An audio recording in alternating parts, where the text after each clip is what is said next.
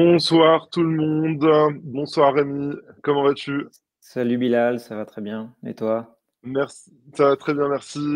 Très heureux de t'avoir sur ce podcast. Euh, on racontera d'ailleurs comment on s'est rencontrés. J'ai hâte.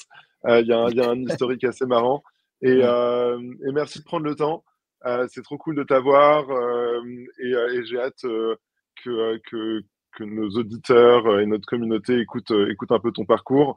Ça s'inscrit en fait dans ce que j'appelle les Talk of Fame, qui est une sorte de podcast en ligne que je fais assez régulièrement, dont l'objectif est justement de faire parler différents entrepreneurs, personnalités de l'écosystème, euh, qui, euh, qui marquent l'écosystème et dont l'idée est de partager vraiment leur expérience pour que les gens puissent s'identifier. Et j'essaie de le faire, tu vois, de la manière la plus simple possible, en live, depuis nos canapés, pour pouvoir en faire le plus, et que chacun puisse trouver quelqu'un à qui s'identifier. Donc merci de participer à la série. Non, mais je Et, suis ravi. euh, Merci pour et du l'invitation. coup, bah, sans plus attendre, je te propose de te présenter. Ah non, on peut dire d'abord comment on s'est rencontrés. Je Euh, le dis ou tu le dis? du Vas-y, coup, raconte.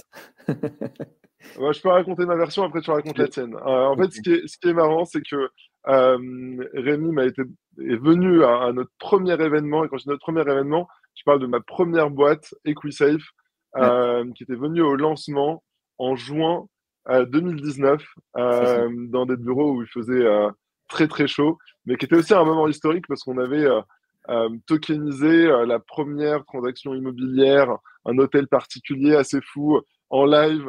Et je me souviens d'avoir montré des classeurs et de dire ouais, ça c'est ce que vous faisiez avant, bam. Et d'avoir fait la démo. Non, c'était un moment qui m'a beaucoup marqué en tout cas, et merci d'avoir été là. Bah écoute, non, je me rappelle très très bien. Je me rappelle de l'événement, je me rappelle de la première tokenisation, je me rappelle du fait qu'il faisait très chaud dans cette salle. Mais je crois que c'est un ami à moi qui était peut-être advisor, je crois, chez EquiSafe. Investisseur même. Ouais, Et investisseur. le advisor, ouais, c'était un board member qui était très proche, que j'aimais écouter. Ouais, Antoine, donc je le salue Antoine, s'il On le nous salue. entend. Non, ouais, non, moi j'avais rejoint Ledger depuis un an, donc j'étais un peu aussi nouveau dans la, dans la crypto. Et non, et c'était assez sympa de voir un projet concret très vite, in fine, puisque quelques mois avant, moi, les endroits où j'allais, c'était quand même beaucoup d'idéation.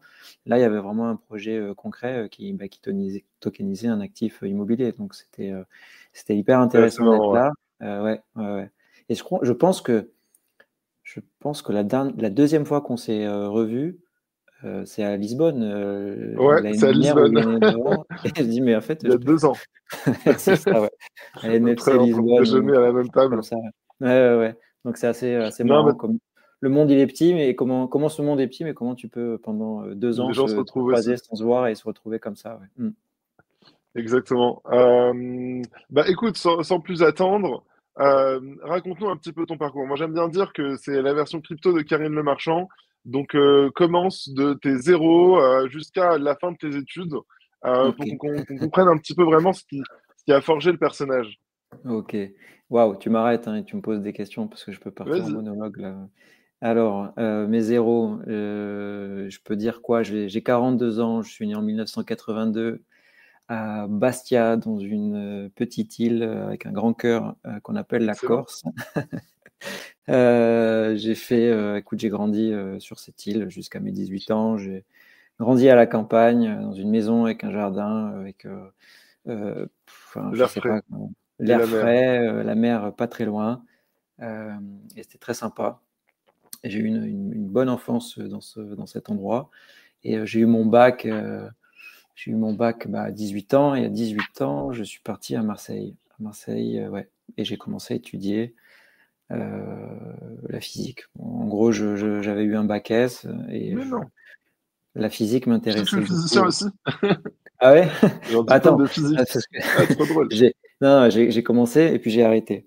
Ok. Ce qui m'intéressait, c'était l'astrophysique ou la physique quantique, un des deux.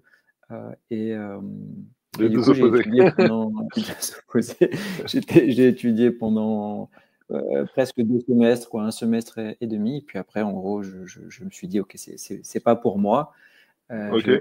C'est un peu, tu vois, Indiana Jones et le métier d'archéologue, bah, c'est deux choses différentes. Bon, donc du coup, j'ai eu ce reality check en me disant, bah, finalement, l'astrophysique, c'est pas voyager dans le temps ou aller chercher c'est pas que ça. C'était aussi beaucoup des accélérateurs de particules qui se rencontrent. Tu vois ça derrière un écran et puis tu cherches soit un boson de Higgs si tu es vraiment en physique pure, soit tu. Donc ce côté-là un peu très labo. Je me suis dit non, c'est pas pour moi et j'ai continué à développer un peu la passion pour ce sujet. Mais la deuxième partie du deuxième semestre, je me suis un peu tourné les pouces en me demandant ce que j'allais faire à la rentrée prochaine.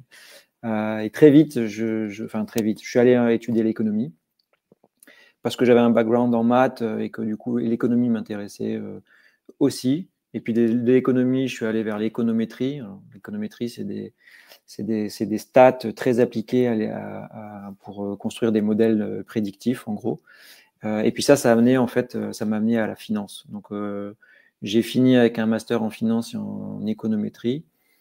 J'ai fait un stage dans une banque et je suis arrivé à Paris pour travailler dans un cabinet de conseil. Voilà. Donc de mes 0 à 18 ans, c'est une partie de mes 0 à 18 ans sur laquelle je vais un peu vite, mais voilà. Et je suis arrivé à Paris en 2006. Ouais, 2006 et j'ai travaillé pour mon premier job, c'est cabinet de conseil. J'étais consultant, costard, cravate. Et alors, t'as mentionné une banque juste avant. J'ai fait un stage dans une banque juste avant. Ouais, j'ai fait un stage dans une banque, un truc de contrôle interne. Ok. Je sais même plus je sais même plus ce que j'y ai fait. Ça a duré 4-5 mois. Je me rappelle qu'on a essayé de pas me payer, mais bon, ça c'est une autre histoire. Une banque qui voulait pas te payer, mince. Ouais, je me suis dit waouh, ça, Tu déconnes. ça commence bien. Non, bon, voilà, c'était un quiproquo. Oui, j'ai fait un stage dans une banque de contrôle interne. À l'époque, il y avait les banques et les cabinets de conseil, ils recrutaient beaucoup dans le contrôle interne, puisque tout ce qui était loi anti-blanchiment commençait pas mal en fait à se développer. Puis La à l'époque, régulation. la Ok. régulation, les ratios Balois aussi, il fallait que les banques mesurent davantage leur exposition au risque pour provisionner plus de fonds propres pour qui ça parle. Donc bon, c'était assez, ça recrutait quand même pas mal en cabinet d'audit, en cabinet de conseil et dans les banques elles-mêmes, voilà. Et puis après, ben, j'ai passé des entretiens et dans des banques et dans des cabinets de conseil, j'ai choisi le conseil. Ok. Et tu as fait combien de temps et comment t'as fini chez Ledger aussi early, j'ai envie de dire. Aussi early, écoute, j'ai commencé le conseil en 2006. Euh, j'en ai fait pendant 11 ans, 11-12 ans, 8 ans en fait pour le même cabinet de conseil. J'ai travaillé pour à peu près toutes les banques de la place, banques privées, banques de détail, et puis des asset managers, des gestionnaires d'actifs. Et tout ce qui est derrière, ça va faire peut-être un peu une transition, mais tout ce qu'on appelle encore le post-market, c'est à partir du moment où tu fais des transactions sur des marchés ou depuis une banque, en gros. Derrière, La c'est réconciliation. opéré ouais, chez des custodians ou des dépositaires conservateurs. Donc, c'était des banques de banquiers, des banques d'asset managers. Donc, j'ai beaucoup gravité dans ces milieux-là. Et j'ai fait ça pendant 8 ans en cabinet. Après, je me suis mis à mon compte parce que je voulais faire des projets qui m'intéressaient. Je commençais à souffrir, si tu veux, du fait de prendre mon RER, d'aller à la Défense et au pas. Et, c'était quand même un peu déshumanisé pour moi. C'est mon expérience personnelle. J'avais vraiment Au l'impression. bout de 8 ans, oui, Ouais. Je peux raconter ça fait le une tour. anecdote là-dessus. Je me disais, ça commence à ressembler à un peu les temps modernes, mais façon cadre, où en gros, je prenais le RER à Châtelet.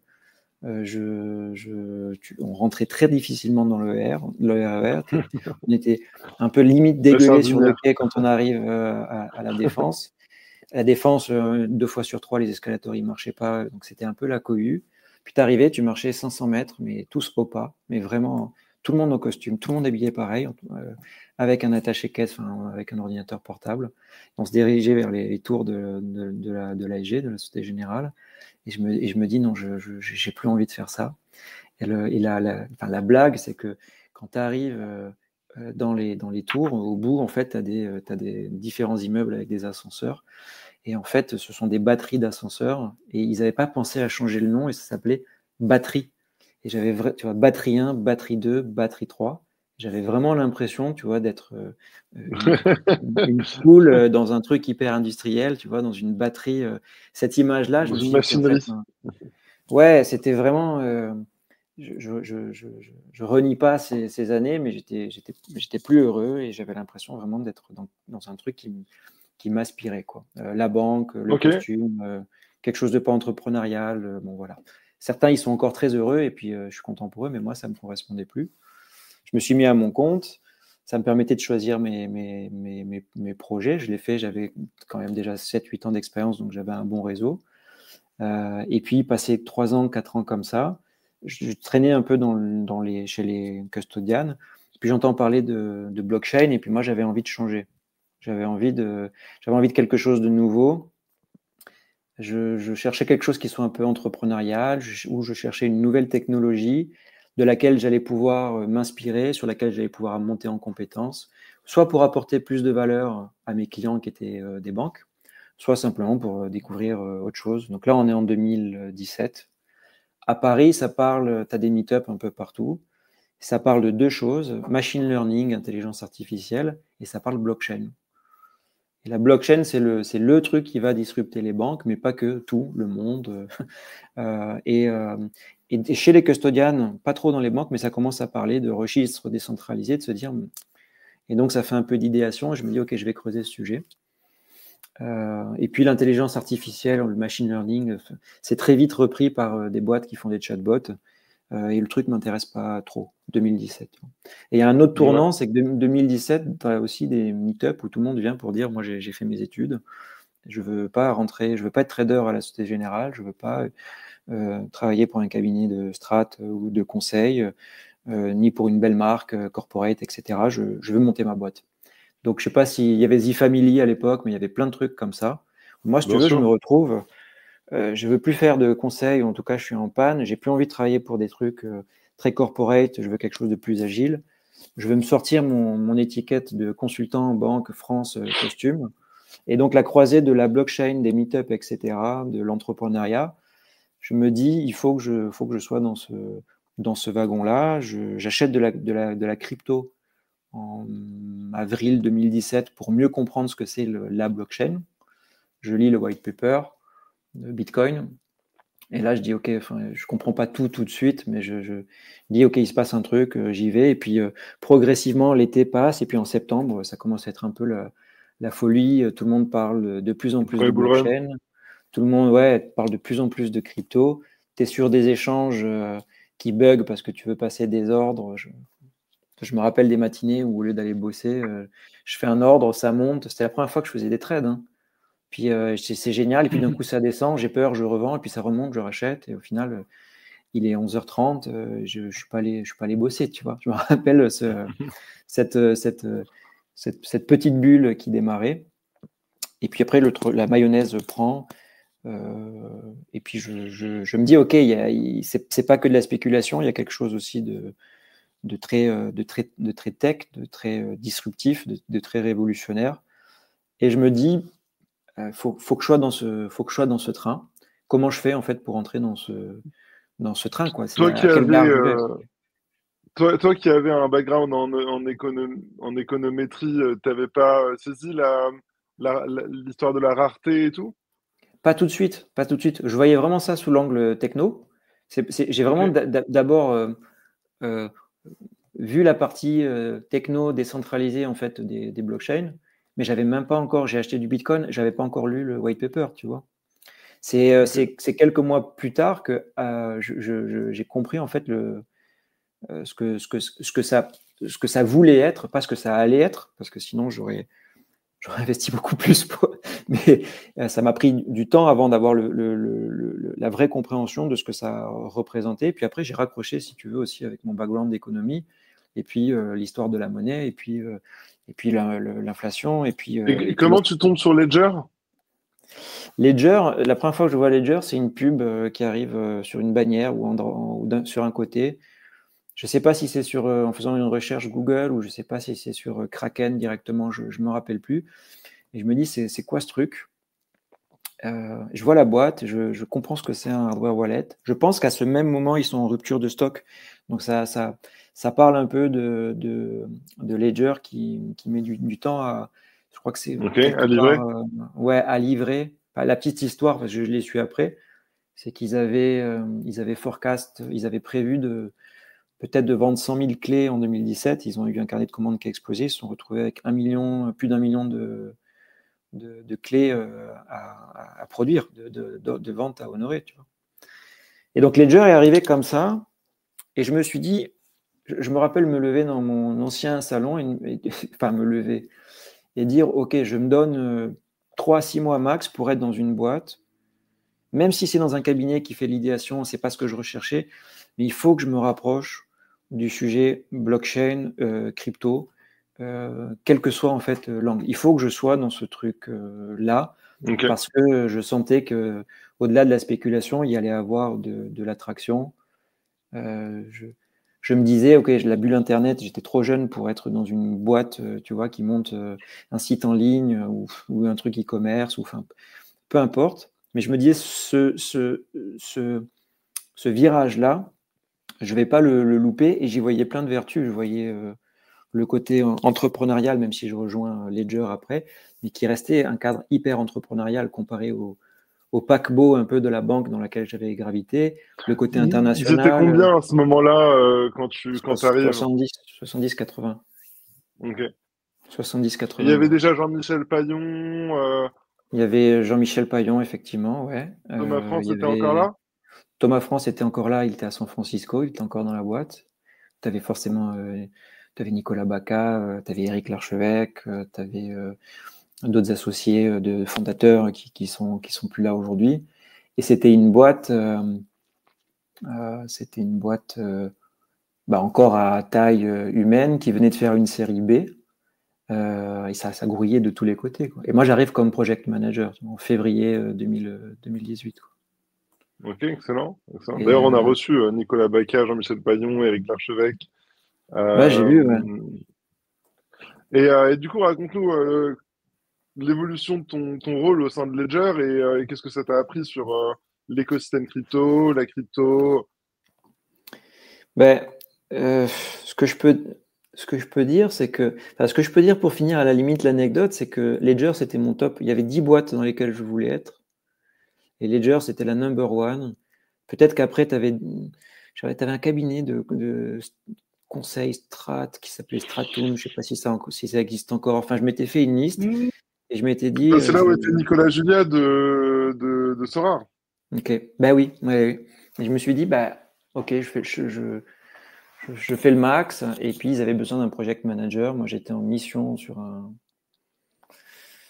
de l'épargne 3.0 avec un robot advisor, et je pouvais pas quand ils m'ont contacté. C'est un manager de chez eux qui m'a contacté. Puis 2 mois après, je l'ai recontacté, il m'a pas répondu. Puis là, j'ai essayé de rentrer par toutes les portes, et puis finalement, on s'est vu. J'ai fait mes entretiens avec 5 heures de décalage. Je venais d'atterrir depuis 1 heure. Enfin, tout ça, j'en reparle avec beaucoup pas de nostalgie, mais un souvenir. C'était vraiment l'aventure, quoi. Tu vois. Et puis moi, je passais vraiment de la banque à quelque chose qui était enfin, c'était nouveau sur tous les plans pour moi. Et donc, je l'ai rejoint en février. Je devais les rejoindre comme consultant, et puis ils ont réussi à me convaincre de venir en CDI. Pareil, tu vois, je renonçais aussi un peu à une certaine liberté. Bref, je voulais rentrer dans cette boîte, et puis je suis très heureux d'y être rentré. Et au début, c'est une boîte qui vient de faire une grosse levée, une série B, qui est en phase de scaling, qui recrute un peu le middle management, et qui a besoin de s'équiper. Et en fait, il y a des projets de tous les côtés. Des projets en e-commerce, des projets sur la partie enterprise, qui est la partie B2B de Ledger, des lancements d'initiatives, enfin, vraiment.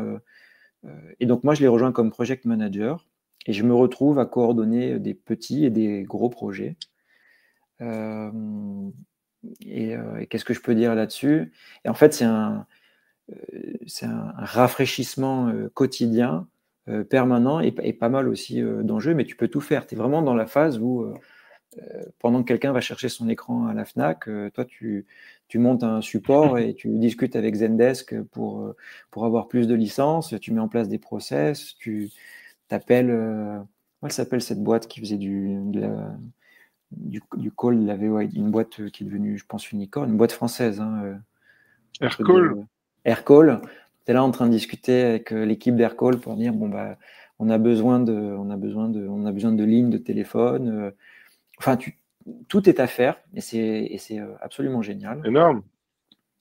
Et au bout de 3-4 mois, tu as Eric Larchevêque, pour qui j'avais monté en fait un comité de pilotage. Il avait une sorte de reporting toutes les semaines où en gros chaque initiative de la boîte était un peu tracée. Et puis moi je diffusais une culture projet. Je disais bon bah ok, il y a des dépendances, de qui tu dépends, il y a un objectif, c'est lequel et c'est quoi la timeline. Enfin, ça permettait en gros à tout le monde de mieux se coordonner et ça permettait à Eric à l'époque d'avoir un comité dans lequel il pouvait aussi faire des arbitrages, prendre des décisions. Et moi, ça me permettait en gros de faire un 360 de la boîte. C'était le CEO en fait. Pardon? C'était le COO en fait. Je sais pas, mais en tout cas, ça marchait bien. Et puis, et ça permettait, tu vois, de prendre des décisions et puis de créer en fait une dynamique projet. Parce que en gros, quand tu montes rapidement en ressources et surtout dans ces phases-là, tu as vite fait en fait de te disperser. Puis tu as vite fait aussi de perdre le contrôle parce que tu as envie de faire plein de choses. Et donc tu fais plein de choses et tu lances tout en même temps. Mais à un moment, tu peux pas tout faire. Donc c'était un bon cockpit en fait qui servait autant avec le recul, j'espère, mais je pense à Eric, mais aussi à tout le monde, tu vois, y compris à moi. Et la transition vers, donc du coup, je suis project manager et puis ou programme manager, je sais pas, mais on lance des projets et moi je les cadre, je les coordonne et on prend des décisions, on avance, on recule, on arrête, on repart, on va plus vite, on ressource. Ok, excellent. Ça génial.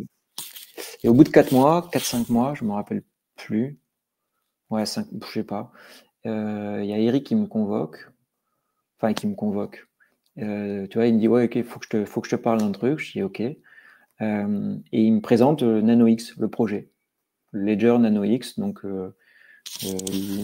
c'était encore le NanoS historique. Et puis là, ils allaient sortir une nouvelle version avec Bluetooth, avec une app mobile, etc. Mais c'était un peu le balbutiement, le truc qui était déjà un peu designé côté hardware, mais il fallait lancer le produit. Et il me dit bon ben en gros tu vas coordonner ce chantier. Enfin ce chantier. Pour moi c'était pas un chantier, c'était pour moi à ce moment-là c'est product. Hein? C'était le core product. Si tu veux c'est Eric le produit, mais il faut coordonner je sais pas moi alors pas 100 personnes, mais il y a du hardware, il y a du software, il y a du firmware, il y a du marketing, il y a du packaging, il y a de l'e-commerce, il y a du légal, il y a de la certification. Et donc, moi, je dois aller parler à chaque personne qui a un rôle et un impact sur la définition, la conception, le développement, le test, le lancement d'un produit. Et donc, je me retrouve avec un Gantt qui fait... et en plus, il fallait le sortir pour le CES de Las Vegas de 2019. En gros, si tu veux, la boîte a 8 mois pour sortir un produit. Moi, j'ai 2 semaines maximum pour coordonner tout le monde et qu'on ait un plan. Et je me dis, je vais jamais y arriver. Tu vois.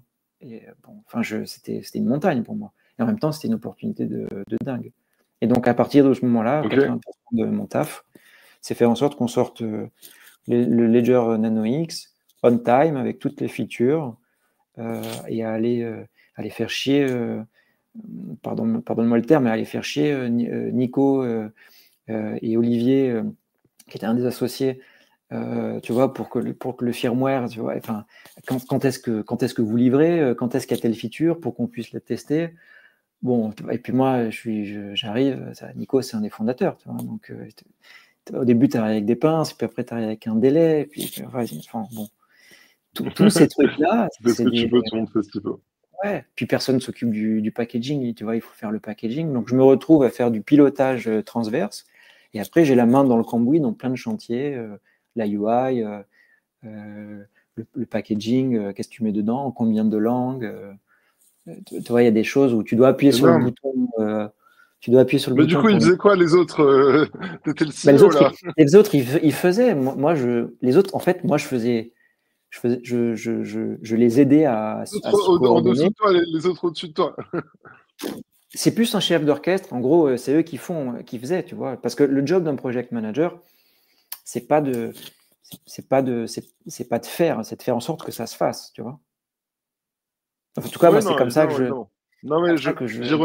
j'ironisais sur Jean-Michel Paillon, Eric, parce que je disais, qu'est-ce qu'ils faisaient? Ils n'étaient pas là à coordonner avec toi?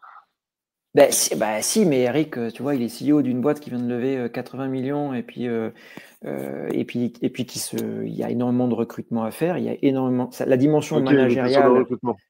et la gestion d'une boîte, tu vois, il est plus dans le côté opérationnel de faire un produit, tu vois. Et donc, ça devient quelqu'un qui prend des décisions et puis qui fait d'autres choses. Par contre, il faut lui Ok, amener excellent.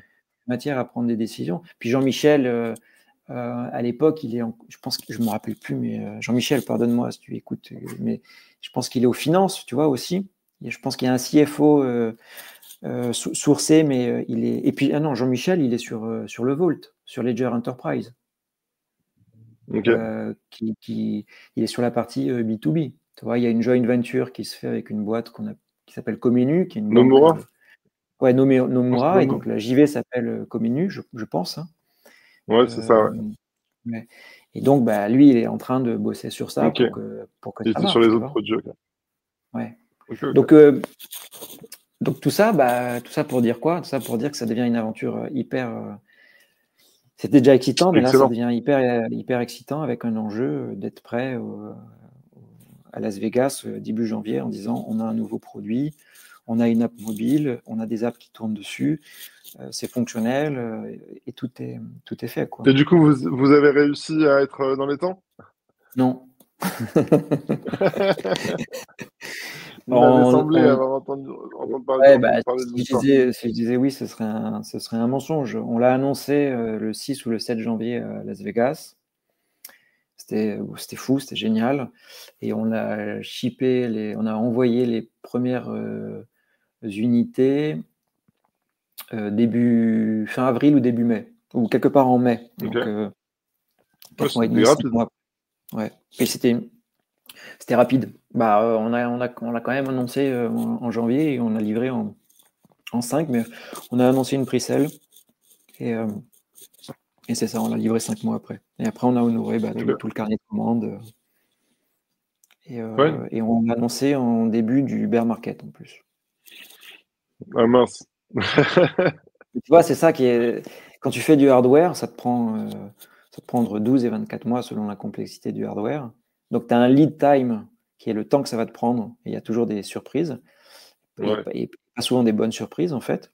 C'est pour ça qu'avoir un plan, c'est hyper important. Le plan, il n'est pas fait pour être respecté, il est fait pour être suivi et avoir un guide. Et donc, si ça décale, tu sais comment t'adapter. Avoir un cap et avoir des milestones, des jalons. Moi, c'était ça mon expertise, c'est rétro-planifier et puis anticiper le pire. Et puis chaque fois, en fait, Exécuter, ouais. ajuster le Enfin, planning et faire piloter. en sorte qu'on exécute et que le pilote L'exécution. tout ça.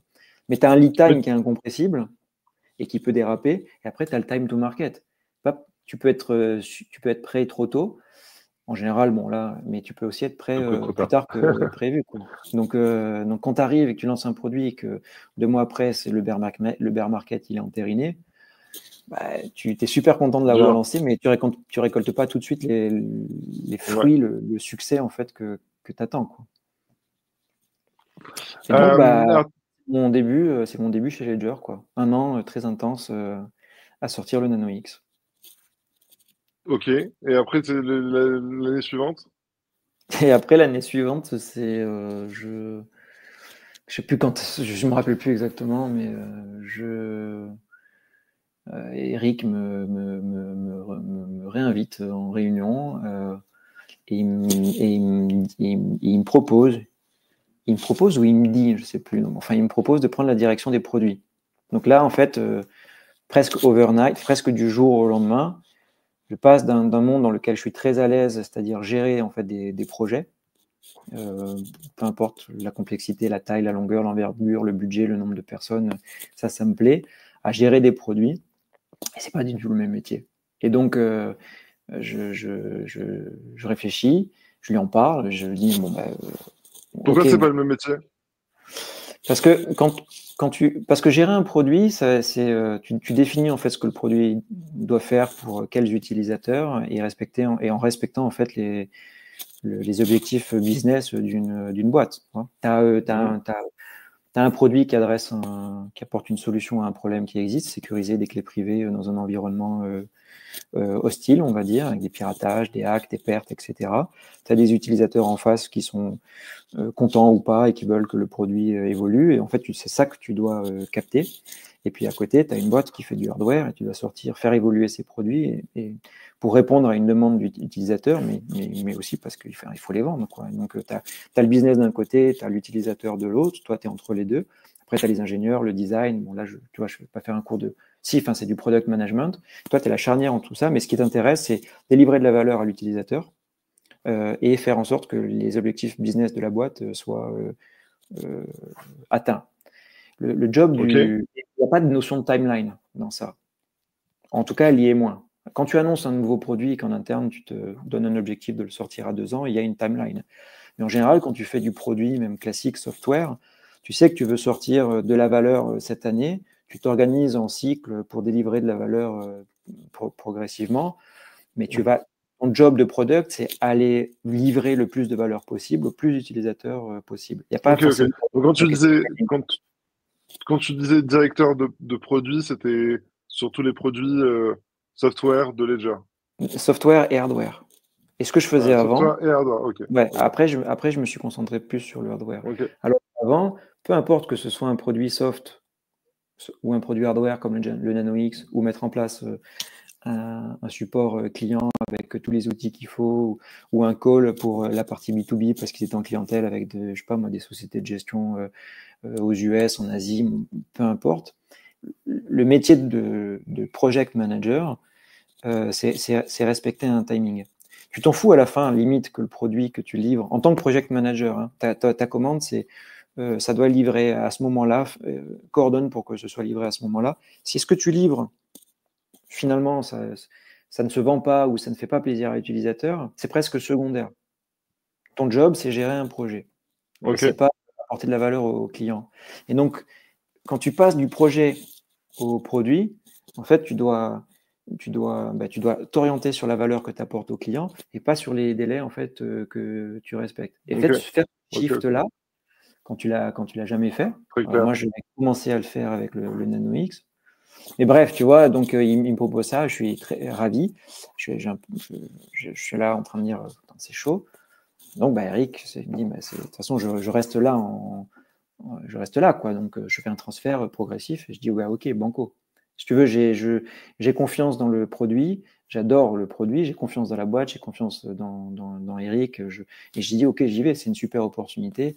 Et puis, on verra, tu vois. Et c'est vraiment ça, hein, on verra, quoi. Après, Ok. j'ai, Bah, du coup, j'ai- explique-nous un petit peu, c'était quoi ton rôle en tant que directeur des produits? bah, c'est un peu ce que je viens de dire. C'est en gros, bah, tu as un hardware qui vient de sortir. Tu dois améliorer en fait toutes les fonctionnalités qu'il y a sur ce produit. Tu dois aller chercher en gros quelles sont les problématiques des utilisateurs qui ne sont pas encore résolues par le portefeuille matériel, par le hardware wallet ou par le software wallet, par Ledger Live. Puis tu as des équipes. Hein, je me retrouve avec un product manager du Ledger Live, moi qui continue de faire le projet et le produit sur le Nano. Tu as du marketing, Mais en gros, tu te concentres sur capter en fait les insights utilisateurs. Ils peuvent venir des utilisateurs directement, ils peuvent venir du customer, du support client qui te dit on a des bugs ici ou les clients aimeraient bien avoir tel crypto supporté. Ça peut venir aussi de la boîte qui Et dit tu bah, priorisais les intégrations, ok. tu priorises les intégrations, tu organises en fait le travail un petit peu de l'équipe pour prioriser finalement certains développements et délivrer la valeur à l'utilisateur à ce moment plutôt qu'à un autre. Il faut développer une stratégie aussi dans le temps. Quand tu es en projet, tu vas de projet en projet. Quand tu gères un produit, faut embrasser en fait la vision de la boîte, développer une stratégie pour se dire d'ici 1 an et demi, on sort un nouveau produit hardware, par exemple, qui va apporter telle amélioration par rapport au précédent. Ça veut dire faire du bench, de la veille en permanence sur la concurrence, les concurrents côté hardware wallet. Qu'est-ce qu'ils font? Pourquoi? Est-ce que ça plaît? Est-ce que ça plaît pas?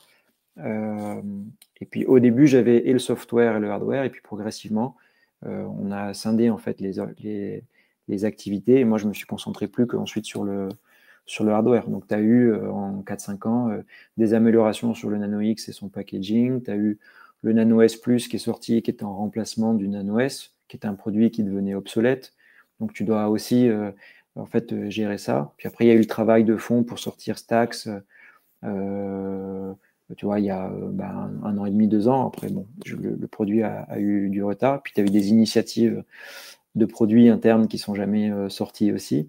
Donc, tout ton boulot, c'est d'amener en fait des pièces en plus dans l'appartement et puis des choses que les utilisateurs vont aimer utiliser Ouais, très clair. et qui vont aussi te différencier par rapport à Ça la permet de les concurrence. garder, ouais, en effet. Ouais. Donc c'est un autre métier. Et à l'époque, t'avais pas de formation en product management, tu vois. T'avais pas les US, ils étaient déjà bien câblés là-dessus. En France, de formation vraiment, enfin, il y en a toujours pas d'ailleurs. Hein. Si maintenant, tu as des bootcamps ici et là, et puis c'est quelque chose qui s'est professionnalisé. Mais là, si tu as la tête dans le guidon, en gros, tu t'apprends sur le tas. Mais moi, j'ai appris sur le tas jusque dans mes dernières années, quoi. Ouais, j'imagine. Et puis, mais c'est un travail passionnant. Parce qu'en effet, C'est passionnant, bien tu sûr. prends la température de tes utilisateurs et pas la pression du boss quand t'es project manager, quoi.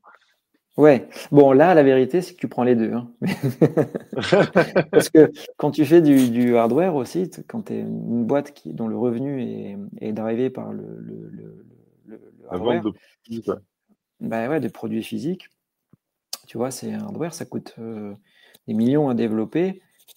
Si tu le sors dans un marché, on va dire, baissier, ça te met aussi la pression, quoi. Donc, tu peux pas ne pas intégrer un, tu peux pas de toute façon ne pas intégrer en fait du timing. Et moi, je ne pouvais pas je n'arrivais pas et je ne pouvais pas non plus décoller de cette dimension exécution, de cette dimension timeline, tu vois. Donc, parfois, tu peux avoir ce biais de dire, OK, il faut livrer en fait cette valeur-là à l'utilisateur. Et donc, ça peut prendre. Ensuite, tu as les ingénieurs, les développeurs qui vont dire, il nous faut 3 mois. Mais tu as ce côté projet derrière qui dit, ce serait mieux, c'est pas possible en un mois, tu vois. Et donc, tu fais Classique. toujours tu jongles toujours entre, ce qui est important, c'est la valeur, mais en même temps, j'aimerais bien que ça sorte plus vite, tu vois. Ouais, voilà. Donc, tu avais quand même cette Classique, pression aussi. classique. Ouais.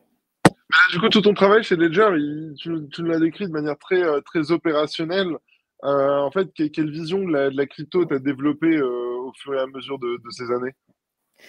Euh, Moi, bon, j'ai rejoint Ledger parce que je voulais être dans cette industrie-là. Euh, Ensuite, la vision de la crypto que je développe, enfin, j'en ai développé plusieurs. Au-delà de la partie produit, enfin, de la partie Ledger, c'est Bitcoin et un peu le reste. Donc, enfin, je ne sais pas si c'est vers là que tu veux m'amener, mais en tout cas, je faisais la différence entre Bitcoin et quelques autres cryptos, et puis le reste des cryptos. Ça ne m'empêchait pas, si tu veux, moi, de surfer, de spéculer, d'investir à droite et à gauche, mais la puissance, si tu veux, de ce que pouvait apporter Bitcoin à ce moment-là et encore aujourd'hui, puis on le voit hein, avec les événements récents, ça c'était un de mes drivers personnels pour rester en fait dans l'industrie. Après, les hardware wallets, les portefeuilles en tant que tels, c'était la self-custody. C'était l'opportunité. La vision, c'est tu peux avoir un actif numérique, le détenir en fait directement, enfin ça n'existe pas, tu vois. Mon mug, je le détiens directement parce que voilà, l'argent que j'ai dans ma poche, je le détiens directement, mais l'argent que j'ai à la banque, il y a un intermédiaire au milieu, et puis il y a aussi de la friction pour faire des envois, des recevoirs, des réceptions, pour retirer ton argent. Et je ne m'inscrivais pas, si tu veux, en opposition par rapport à un système bancaire. Je me dis, c'est génial de pouvoir avoir de la valeur que tu détiens directement, avec laquelle tu peux voyager facilement. Enfin, tu vois, tes lingots d'or, tu ne voyages pas avec. Enfin, tes lingots d'or ou tes liasses de billets, si tu veux garder. Enfin, je trouvais ça fascinant. Et donc, je me disais, c'est le pouvoir que tu as quand tu as un hardware wallet, ça me paraissait génial de bosser dans ça et d'essayer en gros de faire des produits que les utilisateurs allaient utiliser, allaient trouver facile à utiliser et allaient leur permettre d'avoir une sorte de souveraineté. Il y a un peu d'idéal derrière, de se dire, ben, cette valeur numérique, non seulement je la détiens moi-même, personne ne peut m'empêcher de faire ce que je veux avec. Ça ne veut pas dire que je vais faire des choses illégales ou que je vais faire de l'évasion fiscale, peu importe, mais je peux faire ce que je veux avec. Et en plus, c'est ultra sécurisé. Parce que tu as, je ne sais pas en fonction de l'audience, mais la self-custody, le fait de ne pas laisser ses fonds sur un échange ou sur une plateforme et de les détenir soi-même, tu peux les faire avec des applications qui tournent sur tes ordinateurs ou tes apps mobiles. Mais nous, on considère, enfin, et je considère toujours, et je considérais quand j'étais chez Ledger, et puis c'est pour ça que Ledger existe, que c'était pas sûr de le faire avec un ordinateur ou avec une app mobile. Et donc, du coup, ce double combo, j'ai un coffre-fort qui me protège du vol, du piratage et qui en plus me permet de détenir une valeur, un actif numérique sans intermédiaire de confiance et sans aucune friction, à part un code PIN. Je trouvais ça en fait génial. Et donc ma vision, c'était qu'avec ce produit, bah, tu allais être complètement indépendant, autonome, que ce soit du Bitcoin, que ce soit ensuite de l'Ethereum, enfin tu fais ce que tu veux. Mais toute la partie protocole, spéculation, tout ce qui se montait côté blockchain, c'est moins ce qui m'intéressait. C'était la spéculation ou l'investissement. Je venais de la banque, j'avais aussi quitté la banque pour ce côté investissement, spéculation. C'était pas ça qui m'animait le plus chez Ledger. C'était vraiment, tu veux pas te faire pirater et en plus tu veux être propriétaire direct de tes fonds sans intermédiaire, sans tiers de confiance. Bon, en gros, c'est chez Ouais, nous qu'il faut que tu viennes. Self-sovereignty. Du coup, alors, plusieurs Self-sovereignty. choses. Faut que tu me cadres, hein. Faut que tu me canalises, Bilal, parce que. T'inquiète, t'inquiète, t'inquiète. Là, on est sur la dernière partie, mais on rentre dans la dernière partie. Tout à l'heure, tu as mentionné le Stax. Du coup, tu as collaboré ou tu as contribué ou tu as product managé le Stax à un moment donné. Ouais. Bah, du début à Ok. la fin. Ouais. Et tu interagissais notamment avec Tony Fadell. Ouais. Raconte-nous un petit peu peut-être des épisodes. Je pense que le Stax, ça a été la période la plus difficile et excitante à la fois après le Nano X, parce qu'on refaisait quelque chose de nouveau, de très ambitieux par rapport à la technologie en fait qu'on utilisait. Tu vois, le choix d'avoir un écran e-ink, un design qui nous faisait rentrer dans une autre dimension en termes de produits, tu vois. Je te montre avant de te dire un peu ce que c'est travailler avec Tony Fadell, mais ça, c'est la clé Nano S que tout le monde connaît. Bon, tu vois, c'est un produit qui ressemble à une clé USB avec un écran que j'adore. Ensuite, tu passes au Nano X. Je crois que je fais de la promo sur Ledger, mais bon, en même temps, c'est mon histoire. Et puis, je continue de kiffer Un ces peu plus produits et grand. la boîte. Mais qui est plus grand et qui a un écran, tu vois, avec des boutons ici, qui fait Bluetooth, qui a plus de mobilité parce que ça fonctionne avec une app mobile, il y a une batterie, il y a plus de stockage. Mais tu es quand même, tu vois, sur des form factors où tu te dis c'est Ouais, c'est super, similaire. voilà, c'est pocketable, mais c'est aussi intimidant, tu vois. Et après, en gros, tu passes à un truc, tu vois, comme ça, quoi. Tu vois, donc, ça, c'est un produit qui, d'un point de vue design hardware, est 10 fois plus compliqué à produire que ça, mais qui est 10 fois plus, tu vois, appealing. Et puis tu as le dernier Flex. Alors, tu vois, celui-ci, j'ai pas travaillé, mais tu rentres sur des générations de produits qui voulaient dire beaucoup de choses pour l'utilisateur parce que tu as une expérience touch, un écran plus grand. Ça reste intimidant pour pas mal d'utilisateurs. En termes de design, tu marques un coup parce que tu arrives avec un peu un vernis Apple et puis un design qui est beaucoup plus qui montre que c'est une boîte de hardware mais qui fait pas des clés USB avec des écrans. Et je continue d'adorer ces produits, hein, c'est pas ce que je dis. Hein. Et donc une fois que j'ai dit ça, en gros, Stax, la barre elle est très haute en fait. Elle est très haute très vite. Au début, moi je me dis, ok, on va faire un Blue 2, on avait eu un écran tactile. Je savais déjà qu'on allait sur une dimension carte bleue, mais Tony, en fait, c'est Fadel, quoi, donc inventeur ou co-inventeur de iPod, iPhone. Lui, si tu veux, il arrive avec une démarche de produit et un peu, je le dis avec beaucoup d'amitié, mais américaine, où il arrive, en fait, il défonce tout sur son passage. Il dit, vous n'allez pas faire un produit pour les utilisateurs uniquement que vous connaissez, mais aussi pour les utilisateurs de demain. Donc, il faut que l'expérience ce soit la plus léchée possible. Et si tu veux, ça va jusqu'à changer ma propre organisation. C'est-à-dire, je sors le Nano S+, enfin, on sort le Nano S+, on a encore le Nano X, et presque pas du jour au lendemain, mais on a aussi d'autres produits dans le pipe qui sont pas sortis, qui sortiront peut-être pas. Enfin, et là, d'un coup, je me retrouve à ne plus gérer 3 produits, mais un seul. C'est-à-dire que même mon organisation, on s'organise de façon à ce que moi, je sois focus plus que sur un produit. Ouais, enfin, mon équipe et moi. Et bosser avec Tony Fadel, tu vois, une anecdote, et je cite Benoît parce que Benoît, c'était un product manager dans mon équipe. Enfin, je pourrais en citer plein, quoi. Je le cite, allez, Benoît, Amir, Jules, Raphaël, Arita, enfin bon, plein. Salut les gars. Si tu veux, on présente une expérience d'onboarding sur Ledger Live, le software qui fonctionne avec le hardware wallet, et puis sur le device.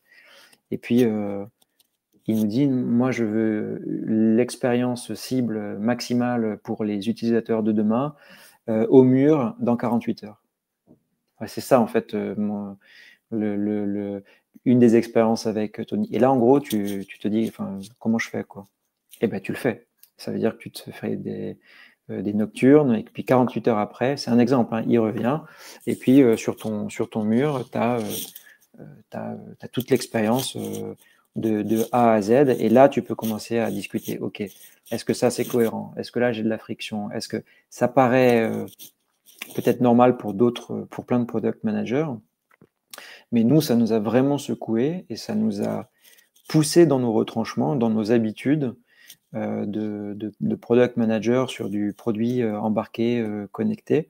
Ça nous a vraiment forcé à nous challenger nous-mêmes et à écouter quelqu'un qui avait déjà fait des produits pas de ce style, mais de cette envergure par le passé. Tu vois.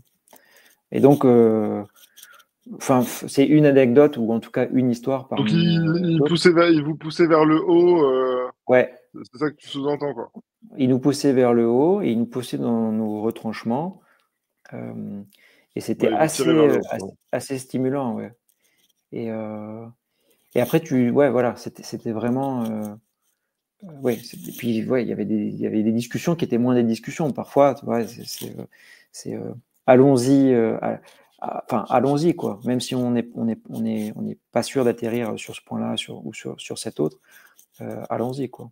Et puis l'écran aussi, c'était très, très challenging, tu vois, de faire le premier écran e-ink sécurisé avec un secure element en dessous, flexible, incurvé. Ouais. Ça a été un pari technologique qui a mis le produit en difficulté, hein, puisque c'est public. Hein, il y a eu, tu vois, plus d'un an de retard ou même un an et demi. Mais ça a fait grandir aussi les équipes produits et puis le produit. Puis aujourd'hui, tu as 2 produits touch sur le marché et puis il a un petit frère Incroyable. qui s'appelle Flex qui sont pas mal, quoi. Donc ouais, Et moi du c'était coup, incroyable. tu as vécu de la série B au grade de licorne. Ouais. Qu'est-ce qui t'a fait partir de Ledger? Après 6 ans et en sortant 3 produits et en passant de 70 à 800 et en étant au milieu d'organisations qui bougent, je me suis dit, OK, qu'est-ce que c'est quoi les 3 ou 4 prochaines années en fait pour moi chez Ledger? Et je me suis plus retrouvé. Je me suis dit, je me suis pas vu en fait rebosser sur un prochain hardware. J'ai eu un coup de, comment on appelle ça, je vais dire un truc. Quand tu mets 18 ou 20 mois pour sortir un produit, c'est énormément, énormément de C'est travail et de épuisant. sacrifice, parce qu'il y a énormément de frustration aussi que tu dois gérer. Mais c'est la première fois que j'ai testé Stacks, par exemple, vraiment end-to-end, enfin, de A à Z, c'est-à-dire avec une application mobile, tu fais une transaction, tu la signes avec ton hardware wallet, tu la renvoies signée sur les blockchains. Il s'est passé 18 à 20 mois entre le moment où j'ai écrit les specs, les spécifications, le design du produit, ce qu'il doit faire, la taille, est-ce qu'il faut une batterie, tout ça et tout, au test. Je ne sais pas si tu imagines, comparé à peut-être un software, tu vois, une application mobile ou Oui, desktop où tu peux 2-3 itérer, tu vois, jours, au une bout de 2 semaine. semaines, ouais, tu peux faire un POC, tu as un MVP, puis tu itères, et donc là, tu fais du test and learn. Donc l'aboutissement, en fait, quand tu sors du produit, c'est une libération énorme, c'est un soulagement, et en même temps une joie aussi. Et je ne me voyais pas repartir, si tu veux, 18 mois sur un autre produit. Parce que Ok. je l'avais fait une fois, je l'avais fait 3 Il n'y fois, avait pas quelque un autre part. rôle pour toi chez Ledger? Non, pas à ce moment-là. Et puis, En vrai, tu avais passé 6 ans dans la boîte, tu connaissais tout le monde. Si tu avais voulu faire autre chose, moi, j'aurais je sais pu, pas, mais t'aurais après, pu. tu vois, j'avais envie aussi de move on, tu vois, d'écrire aussi un peu mon Ok. histoire à moi, et puis de lever un Fair peu le enough. pied, et puis d'aller sur d'autres choses, tu vois. Si, ça a été vraiment 6 ans à fond, intense. Ça veut aussi dire que pendant 6 ans, il y avait d'autres choses à côté que je faisais moins. Donc j'avais envie de respirer. Euh, il y avait un plan, tu vois, une boîte qui fait du hardware et dont le business model, ça a évolué maintenant, mais est basé sur du hardware. On a eu il fallait faire une compression d'effectifs, tout simplement. Et moi, si tu veux, j'ai profité de cette situation pour me retirer gentiment, amicalement. Et puis, je suis toujours en très bon terme avec Ledger, avec mes collègues là-bas qui sont restés, avec le management. Mais j'avais envie de passer un peu à autre chose. Et puis d'essayer en fait par moi-même, tu vois, peut-être une aventure entrepreneuriale. Et j'avais envie aussi ouais, de souffler, quoi, tout simplement. Bah, j'imagine, ça devait être un sacré rodéo que tu as vécu. C'est vrai que 6 ans, j'avais oublié, mais Là, c'est une sacrée période de temps. c'est 6 ans, c'est de travailler sur 3 hardware wallets, plus d'autres qu'on n'a pas forcément sortis. C'est comment dire, c'est deux bull run, mais aussi 2 bear market. Donc, faut avoir aussi tu sais, Bien ouais, solide, ouais. quand on produit, on l'utilise pas parce que justement, bah, la crypto, c'est un peu mort. Enfin, faut aussi, il y a énormément de choses qu'on voit pas, hein. C'est une clé USB avec un écran ou quelque chose d'un peu plus grand avec un écran tactile. Mais la boîte, tu vis en fait des moments très forts et tu vis aussi des moments très durs. Et après 6 ans, en tout cas, moi, c'est mon aventure personnelle. J'avais envie un peu de souffler, quoi. Donc, j'ai amené ma pierre à l'édifice et je suis très heureux de mes accomplissements chez Ledger et puis de ce qu'est devenu la boîte et puis des produits qui existent. Mais j'arrivais à un moment où j'étais à la fois un peu fatigué, presque un peu, pas blasé, mais en janvier, tu vois, on a annoncé en décembre de je sais plus quelle Presque en année, il y a burn-out. 2 ans. Ouais, presque, ouais. Mais tu vois, on lance le produit, on l'annonce à un événement, je pense que c'était en décembre 2021, 2022. On l'annonce à un événement Ledger. Euh, et puis on passe les vacances de Noël. Et puis en janvier, moi, je reviens. Je me dis, waouh, je fais quoi maintenant, quoi? Enfin, j'avais cette espèce Je me de souviens de la retombée keynote de de Tony stress. Fadell. Ouais. Ah ouais, ouais, tu t'en souviens? Bon, ben voilà, Ouais, ben bien moi, sûr. le lendemain, je suis là, je dis, OK, ça y est, en fait, on l'a annoncé, on l'a fait. Bon, on a eu des problèmes de livraison aussi, mais si tu veux, mon travail de produit là, à ce moment-là, et de projet, limite, il est presque terminé. Donc le next step, livrer le produit et puis prendre le feedback des utilisateurs et puis l'améliorer. Et l'autre next step, c'est repenser, tu vois, au produit d'après. Et je tirais la langue, je me disais, OK, Ouais. je passe mon tour. Ouais, fair enough. Et du coup, qu'est-ce qui t'occupe maintenant? Qu'est-ce qui m'occupe? Je partage mon temps entre Paris et Bastia, enfin en dessous de Bastia, un endroit que pas grand monde va connaître, mais on s'en fout. Donc je suis entre Paris et la Corse. Après Ledger, bah, j'ai pris des belles vacances. Et puis à un moment, je me suis dit, bon, bah, je vais explorer quelque chose pas qui me frustrait, mais je voulais repartir en fait au contact des utilisateurs qui ont de la crypto. Euh, Parce que dans mon entourage, j'avais plein de gens qui me disent, ouais, j'ai de la crypto, mais le hardware, ce produit, il m'intimide ou il est compliqué. Ou j'en avais d'autres qui avaient un hardware wallet et qui faisaient quand même des conneries irréversibles avec leurs 24 mots et qui se laissaient en fait ficher. Puis du coup, je suis parti du postulat en fait que certains achetaient des hardware wallets mais ne savaient pas s'en servir, malgré le fait qu'il y a énormément d'éducation et de plus en plus, que ce soit à travers l'académie de Ledger, mais aussi plein de vidéos sur YouTube, des articles, etc. Et qui achètent un produit en fait de sécurité et puis qui font des erreurs très bêtes. Et donc je me dis, ok, il y a un loupé, il est où ce loupé? Il y en a d'autres qui l'achetaient mais qui l'initialisaient pas. Et puis il y en a d'autres qui voulaient l'acheter mais qui étaient intimidés en fait par le produit. Donc je me Il y en suis a qui dit, l'achètent et qui le réinitialisent à chaque fois qu'ils l'allument. ouais, ouais, ouais. Mais et donc je me suis dit, euh, euh, ok, il doit y avoir des gens qui sont prêts en fait, enfin qui veulent parler à quelqu'un tout simplement. Donc je vais lancer une exploration et je vais créer en fait un service qui est plutôt un service de conseil, de formation et d'accompagnement à des clients qui ont de la crypto, qui veulent réellement comprendre, mais attends, pourquoi c'est, OK, il y a cet échange qui s'est fait hacker, mais est-ce que je suis à risque? Est-ce que je fais bien les choses déjà avec mon échange ou pas, avec ma plateforme d'achat? C'est quoi la self-custody? C'est quoi une clé privée? C'est quoi une clé publique? C'est quoi un hardware wallet? C'est quoi la sécurité? C'est quoi une recovery phrase, une phrase de backup de 24 mots? À quoi ça m'expose? Et, euh, et c'est juste, ok, ne me dis pas que je peux avoir l'info ici, la lire, etc. Moi, je veux parler à quelqu'un qui va s'adapter à mon niveau de connaissance, qui va, voilà, la vidéo, je peux mettre pause, mais c'est pas suffisant. Je veux quelqu'un qui s'adapte, qui prenne le temps de m'expliquer.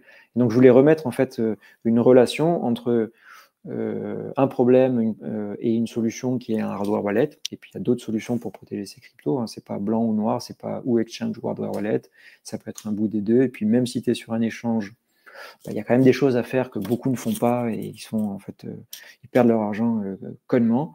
Et je me suis dit, ok, je vais mettre un intermédiaire qui, je pense, est legit parce qu'il a passé 6 ans en fait à concevoir des produits de sécurité et il sait de quoi il parle pour aller rassurer ces personnes et en fait les amener peu à peu vers l'utilisation d'un hardware wallet. Donc j'ai lancé un site en juin et je commence maintenant à activer. Tu vois, j'essaye de.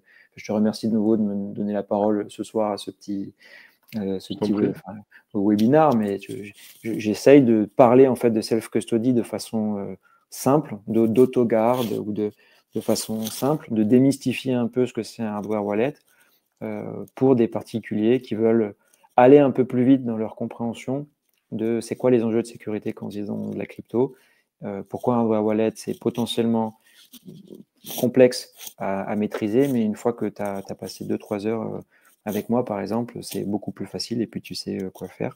Puis à côté de ça, il y a des pros aussi.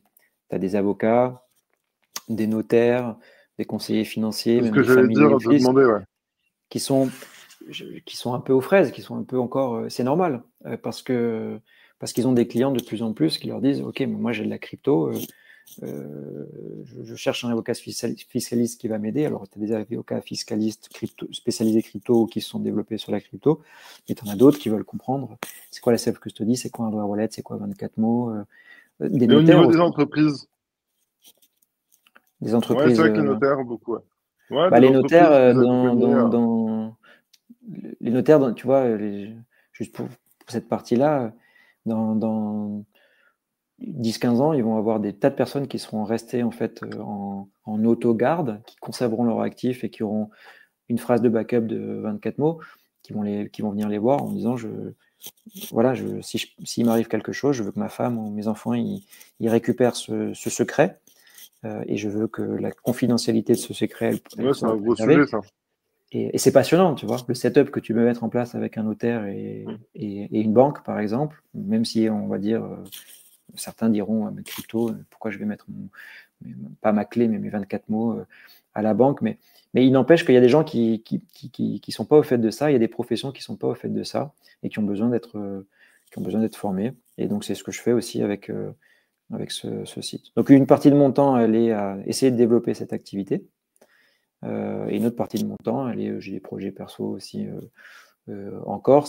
J'ai cette liberté, tu vois, pour l'instant, de pouvoir partager mon temps entre ce site-là que je veux développer, du feedback que je veux prendre des clients pour voir s'il n'y a pas aussi des patterns, des besoins qui reviennent et qui ne sont pas résolus par ailleurs par ni Ledger ou telle autre solution ou telle autre société, qui me permettront, si tu veux, de faire évoluer ce que je fais aujourd'hui vers une solution, peut-être, tu vois, ou une association avec quelqu'un qui a une super idée qu'il ne sait pas faire ou vice-versa. Ouais, bah, en tout cas, tu es en alerte. Ça fait plaisir. Bah, d'ailleurs, Je je le suis savais en pas alerte, ouais. exactement, donc je vais le garder dans un coin de ma tête moi-même. Mais il y a plein de, il y a plein d'enjeux autour de ce sujet de. Souvent on dit il faut arrêter les anglicismes de self-custody, d'autogarde. Donc pour ceux qui écoutent, l'autogarde, c'est plutôt que d'avoir vos cryptos sur un échange comme Binance ou Coinbase ou une application mobile ou en ligne, en fait, c'est vous qui les gardez. Au lieu d'avoir votre argent à la banque, vous l'avez avec vous dans un coffre-fort. Et en fait, il y a plein d'enjeux. Il y a plein d'enjeux d'adoption, il y a plein d'enjeux de facilité d'utilisation, il y a plein d'enjeux de compréhension, il y a plein de menaces aussi. Il y a plein de. Qu'est-ce que C'est tu pas pour penses de tout le la monde. feature de recovery de Ledger Je pense. Alors, elle a fait beaucoup de bruit. Je pense que c'est un premier pas vers quelque chose qui peut permettre. Enfin, j'en pense du bien, quoi qu'on en dise. Parce que la façon dont on s'est fait, bon, je ne pourrais pas rentrer dans les débats techniques, mais la façon dont c'est fait te permet d'avoir plus de sérénité. Euh, je vais répondre différemment. Pour ceux qui nous écoutent, qui ont de la crypto, et puis ceux qui n'en ont pas, mais pour ceux qui ont de la crypto, si vous avez un hardware wallet, vous avez 12 ou 24 mots. Si vous avez un hardware ledger, vous avez 24 mots. Ces 24 mots, quand ils te permettent de sécuriser, en gros, enfin, qui sont liés à 10 000 euros, bon, c'est une chose. Tu es ton propre banquier, tu as 10 000 euros dont tu gères la sécurité. Et tu as ces 24 mots que tu ne dois pas perdre. Quand c'est 10 000 euros, ça devient 100 000 euros, 200 000 euros ou 1 million, tu commences à en fait vraiment stresser. C'est pas du tout la même chose. Et donc, du coup, ces 24 mots, tu fais quoi? Tu les mets dans un coffre-fort, dans une banque, comment tu fais pour pas les perdre? Et est-ce que tu es prêt à assumer cette responsabilité? Et donc, Ledger Recover, ce qu'il vient faire, c'est te dire, OK, tu as 24 mots, mais tu as un autre backup qui est que si tu perdais ces 24 mots, bon, ce qui est grave, ou si tu veux les mettre à la banque, par exemple, dans un coffre-fort, mais que tu as besoin d'y avoir accès un jour pour les restaurer dans un produit, puisque on parle de backup, ces 24 mots, tu peux les éclater en fait en 3 morceaux chiffrés qui vont être disponibles dans 3 endroits séparés et que tu vas pouvoir récupérer avec un KYC, c'est-à-dire en faisant un contrôle d'identité. Et donc ça, je trouve que ça apporte beaucoup de sérénité à des utilisateurs qui veulent rester en pure self-custody, donc pur contrôle de leurs fonds, sans intermédiaire, mais se dire, ces 24 mots-là, je peux m'alléger de la seule responsabilité de les conserver parce que j'ai une solution en face qui me permet de le faire. Donc à ce titre, je trouve que Ledger Recover, c'est bien. Ce que je peux dire aux utilisateurs qui utiliseraient Ledger Recover, en tout cas, c'est ce que je dis à mes clients, c'est garder quand même une copie de ces 24 mots quelque part. Voilà. Donc, si tu veux, c'est un backup de backup. Donc, j'en pense du bien. Et je pense que ce type de solution amène plus tard, j'espère, à des solutions qui vont permettre aussi de gérer de l'héritage de cette façon. Plutôt que d'autres solutions qui aujourd'hui sont hybrides, qui t'apportent de la simplicité, tu vois, en faisant disparaître ces 24 mots, mais dont finalement donc, ce sont des solutions dont finalement tu dépends beaucoup plus et avec lesquelles pour moi tu as moins de résilience par rapport à. Enfin, tu dépends d'elles quelque part, ou en tout cas beaucoup plus Ouais, d'elles ouais, que ouais. complètement. J'entends. J'entends et je suis tout à fait d'accord avec toi. Et, et autant des gens un peu plus tech savvy ou qui aiment l'innovation comme nous ont la patience d'aller au bout, mais beaucoup sont totalement désemparés par l'objet. Ouais, le risque, en fait, si on n'arrive pas à trouver des solutions qui simplifient l'expérience, un des risques, Mais c'est que, c'est que, approche c'est d'une que expérience plutôt Web 2, ouais. ouais, mais en gardant le risque, en fait, c'est que la self-custody, aujourd'hui, elle te donne beaucoup de contrôle, mais c'est qu'elle fasse peur et que les gens cèdent, si tu veux, à la simplicité des solutions et se disent, bon, bah, finalement, c'est très bien comme ça, j'accepte d'avoir moins de contrôle et potentiellement moins de sécurité, mais en même temps, statistiquement, enfin, si ces produits-là innovent pas plus, pour amener plus de simplicité. Ce sera trop intimidant pour des gens qui sont pas tech savvy. Et peut-être que c'est l'histoire. Hein. Peut-être que tu auras 1,5 milliard d'utilisateurs qui auront de la crypto et tu en auras peut-être que 10% qui auront un hardware wallet. De la même façon que il y a des gens qui ont des YubiKey et puis il y en a qui n'en ont pas. Il y a des gens qui ont un coffre-fort à la maison et il y en a qui n'en ont pas. C'est peut-être ça le sens de l'histoire. Mais moi, ce Mm. que je dis toujours, c'est quitte à prendre un coffre-fort, prendre un vrai coffre-fort avec sa complexité. Si vous voulez prendre un coffre-fort qui réduit la complexité, comprenez en fait ce que vous êtes en train de céder comme contrôle potentiellement à un tiers. Et j'ai vraiment pas peur de le dire. Euh, dans ce cas-là, bah, allez chez Coinbase ou chez CoinHouse. Et puis enfin, si la difficulté vous fait peur et que vous n'êtes pas prêt à assurer en fait ce rôle vous-même, n'allez pas vers des solutions euh, hybrides qui, sous l'apparente simplicité qu'elles apportent, vous font faire des compromis avec le contrôle que vous avez quand vous avez un coffre-fort à 100%.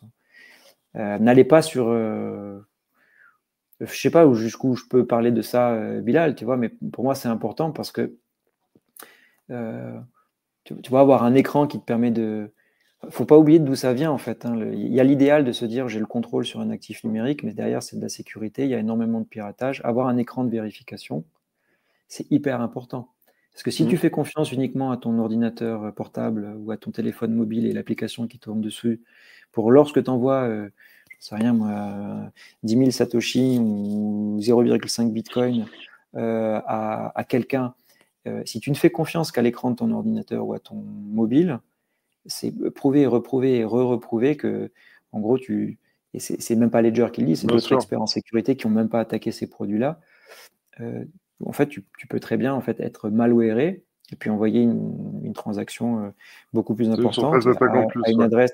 Ouais, et donc avoir un écran de vérification sur ton hardware wallet, c'est hyper important.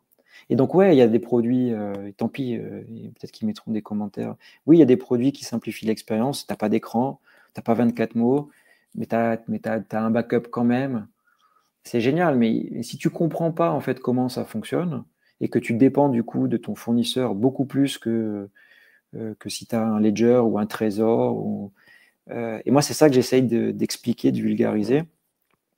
Ben, hier Euh, encore, j'ai un ami qui m'appelle pour me dire qu'il avait ses cryptos sur une plateforme qui avait faillite et qui me demandait s'il savait comment il pourrait éventuellement les récupérer. ouais, Ça arrive très souvent, ouais. ouais c'est encore un peu le Far West, mais si vous voulez de la sécurité, prenez vraiment d'un produit de sécurité. Et si vous voulez du ease of use, et que la friction d'un hardware wallet, bah, n'allez pas sur des solutions. Enfin, je ne sais pas ce que ça, on verra ce que les gens Non, mais disent, ce mais que je veux dire, c'est que n'allez pas sur des solutions hybrides, quoi. Mm. Non, mais typiquement, l'une des composantes d'une solution hybride, c'est aussi que la boîte peut mourir, comme dans le cas de mon ami. Mm. Et Mais grâce à ouais, Ledger, on peut à tout moment accéder à ces cryptos. bah, tu vois, parce que je parle beaucoup de Ledger, donc à un moment, mais même un trésor, ou bon, quand tu as un hardware wallet qui te donne 12 ou 24 mots, c'est 12 ou 24 mots. C'est pas, ça dépend pas du manufactureur du hardware wallet. C'est un standard dans l'industrie, BIP39, etc., qui fait que ce truc-là, c'est 12 ou 24, les 12 mots de trésor, et tu peux les utiliser avec un hardware wallet de Ledger. Si temporairement tu veux l'utiliser avec un software wallet, tu peux aussi les utiliser avec un MetaMask et faire une recovery. Donc la résilience que tu as, donc si demain ton hardware wallet il marche pas, tu peux en acheter un autre. Si demain tu es plus content de Ledger, tu peux aller prendre un trésor. Si demain Ledger fait faillite, tu auras d'autres solutions pour faire tourner ta crypto. Que tu prennes un Ledger ou un trésor, tu sais, je fais un peu comme la pub où tu donnes 3 marques, mais je n'ai pas une troisième, mais tu peux utiliser ton hardware wallet avec les solutions de Ledger ou Trésor, les solutions natives software, mais tu peux l'utiliser avec des centaines de software de partout. Donc, et souvent, les solutions hybrides, tu es quand même captif de la solution pour opérer tes transactions. Si la solution elle est en panne, tu ne peux pas utiliser ton hardware wallet qui n'a pas d'écran et qui n'a pas 24 mots avec une autre solution. Et donc, tu vois, je me suis fait un peu sur ça, pas attaqué, mais on m'a dit, ouais, tu dis que c'est centralisé. Alors, j'aurais peut-être pas dû dire que c'est centralisé comme une banque ou que c'est centralisé au sens où vous avez les clés privées.